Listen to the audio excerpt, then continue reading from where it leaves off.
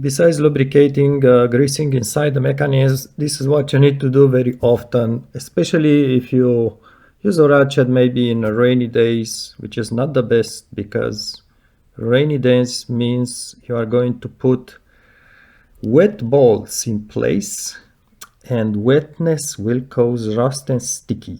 So just a droplet of engine oil, I just keep some engine oil in there, put it on the ball, and if you have quick release, maybe just depress it.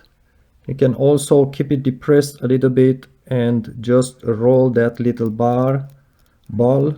You see the rust on it, but it's going to also, if you just keep it like this, is going to also lubricate this shaft, but just one droplet, otherwise it's going to leak everywhere. Now, if you do not have quick release, like this other ratchet of mine doesn't have a quick release, actually it's a double ratchet, what you want to do is just put again that tiny, just not too much, really just a little bit, and then use your pliers and just press down to compress the ball, because the ball has a spring inside. If I would show you from this other angle, just compress that ball inside.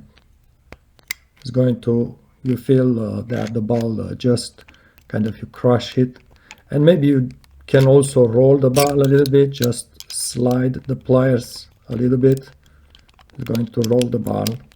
You can also use a socket, put on and off a socket. And this, you see the rust right there, it's coming out. It's going to really lubricate and help the sockets come on and off very, very easily from now on for a while.